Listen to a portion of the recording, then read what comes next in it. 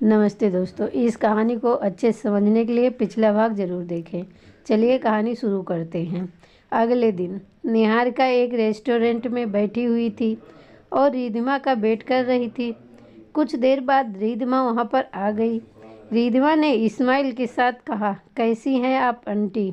निहारिका ने भी मुस्कुराते हुए कहा, मैं अच्छी हूँ, तुम बताओ। रिधिमा ने कहा, मैं भी अच्छी हूँ। निहारिका ने अपना सर हिला दिया। कुछ देर की खामोशी के बाद रिधिमा ने निहारिका से हिचकिचाते हुए कहा, वो आंटी, वो आपने अक्षित से बात की शादी के बारे में? उसका सवाल सुन निहारिका को समझ नहीं आ रहा था कि वो रिधिमा को अक्षित की शादी के बारे में कैसे बताए। फिर भी उसने बोलने की कोशिश की, पर रिधिमा ने आगे कहा, aunty don't get me wrong, पर मॉम भी इसके बारे में कुछ पूछ रही थी और मुझे उन्हें भी बताना होगा ना। और डैड भी मेरी शादी की बात कर रहे थे, उन्हें अभी तक मैंने इसके बारे में नहीं बताया है। मैंने सोचा कि एक बार सब बात हो जाए उसके बाद उन्हें बताऊंगी। आई होप आप मेरी बात समझ रही हैं। निहारिका ने अपना सर हिलाते हुए कहा, मैं समझ सकती हूँ बेटा, और मैं भी कुछ दिनों से इसी के बारे में बात करने वाली थी। रिधिमा को दरअसल बात यह है कि वो बात कुछ ऐसी है कि अक्षित और तुम्हारी शादी नहीं हो सकती है। निहारिका की बात सुनकर रिधिमा हैरान हो गई और हैरानी से निहारिका को देखने लगी। उसने निहारिका से कहा, आंटी आप ये क्या कह रही हैं? आपने मुझसे वादा किया था और अब आप ऐसे कैसे कर सकती हैं आप? और फिर मैं मॉम को क्या जवाब दूंगी? वो तो पहले से ही इसके अगेंस्ट थी। मैं उन्हें इसके बारे में कैसे उसने अपने सर पर हाथ रख लिया। निहारिका को उसके लिए काफ़ी बुरा लग रहा था, पर वो कुछ नहीं कर सकती थी इस बारे में। उसे पता था कि इसमें गलती उसकी ही है। उसे रिधिमा से बात करने से पहले अक्षित से बात करनी चाहिए थी, पर अब इसके बारे में कुछ नहीं हो सकता था। उसने रिधिमा से माफ़ी मांगते हुए कहा, आई एम सॉरी बेटा, मैं जानती हूँ ये सब मेरी वजह से हुआ है। मुझे तुमसे बात करने से पहले अक्षित से ही बात करनी चाहिए थी, पर अब मैं कुछ नहीं कर सकती बेटा। रिधिमा को इस वक्त निहारिका पर बहुत गुस्सा आ रहा था। अगर उसका बस चलता तो वो पता नहीं उसके साथ क्या कर देती, पर उसने अपने गुस्से को कंट्रोल करते हुए कहा, पर आंटी हुआ क्या है, ये तो बताइए, क्यों मेरी और अक्षित की शादी नहीं हो सकती? निहारिका ने कहा, ओ बेटा दरअसल बात यह है कि वो अक्षित ने शिवान्या से शादी कर ली है। ये सुनने के बाद रिधिमा का गुस्सा और भी बढ़ गया। वो थोड़ा गुस्से में बोली, मैंने आपको पहले ही कहा था आंटी कि उस लड़की पर भरोसा मत कीजिएगा, वो अक्षित को ज़रूर फंसा लेगी। पहले आपने मेरी बात ही नहीं सुनी। उनकी तो शादी हो गई और फिर आप भी उन्हें खुशी खुशी अपना लेंगी, पर फिर मेरा क्या आंटी? हाँ, कितनी बार आप लोग ऐसे मुझे झूठ सपने दिखाने वाले हो? नहीं, आप एक बार मुझे बता दीजिए, बाई चांस अगर आगे ऐसा कुछ हुआ तो मैं इसके लिए पहले से ही तैयार रहूं।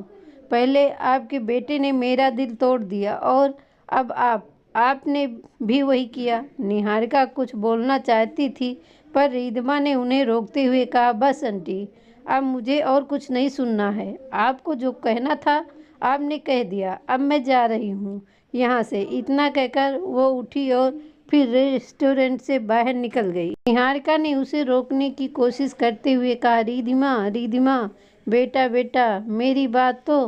रिधिमा वहाँ से जा चुकी थी। निहारिका ने एक गहरी सांस ली और फिर वो भी वहाँ से वापस घर के लिए निकल गई। शाम के वक्त तनु लिविंग रूम में थी, तभी उसने शिवान्या को सीढ़ियों से नीचे आते हुए देखा। शिवान्या ने तनु से कहा, क्या कर रही है यहाँ बैठकर? तनु ने अपना लैपटॉप बंद करते हुए कहा, कुछ नहीं, बस क्लाइंट को वेन की कुछ फोटोज भेज रही थी। तुम बता, तू कहाँ जा रही है? शिवान्या ने कहा, कुछ नहीं, बस गार्डन में वॉक करने के लिए जा रही थी। तनु ने अपनी जगह से खड़े होते हुए कहा, चल मैं भी चलती हूँ तेरे साथ। शिवान्या ने अपना सर हिलाते हुए कहा, ठीक है फिर चल। फिर दोनों बाहर गार्डन में आ गए। गार्डन में आकर उन्होंने देखा कि बिहान गार्डन रखी चेयर पर मुंह लटका कर बैठा हुआ था। ये देखकर तनु ने शिवान्या से कहा, इसे क्या हो गया है? शिवान्या ने अपने कंधे उचकाते हुए कहा, मुझे भी नहीं पता, चल उसी से बात करते हैं। तनु ने अपना सर हिला दिया और दोनों बिहान के पास चले गए। तनु ने उसके कंधे पर हाथ रखते हुए उसके बगल वाली चेयर पर बैठते हुए कहा, क्या बात है देवर जी, आपका मुंह क्यों उतरा हुआ है? शिवान्या भी एक चेयर पर बैठ गई। बिहान ने कहा, क्या बताऊं भाभी, मेरी तो लाइफ ही गलत ट्रैक पर जा रही थी। उसकी बात सुनकर तनु और शिवान्या ने एक दूसरे को देखा। फिर शिवान्या ने कहा, क्यों, ऐसा क्या हो गया? बिहान ने एक गहरी सांस ली और फिर उन्हें सब कुछ बता दिया। उसके बाद उसने कहा, कब से उसे मनाने की ट्राई कर रहा हूँ, पर वो है कि अब तक नाराज़ होकर बैठी है और अब तो ना मेरे कॉल उठाती है और ना तो मुझसे मिलती है। और अब आप ही बताइए मैं क्या करूं? उसकी बात सुनकर तनु ने कहा, वैसे इसमें गलती आपकी थी तो सही, फिर जब आप उसे मना रहे हैं तो मेरे पास एक आइडिया है। उसकी बात सुनकर बिहान की आंखों में एक चमक आ गई। उसने खुश होते हुए कहा, सच बताइए ना भाभी, क्या आइडिया आया है? तनु ने कहा, पहले प्रॉमिस करो आगे से हमारी होने वाली देवरानी को कभी ऐसे परेशान नहीं करोगे।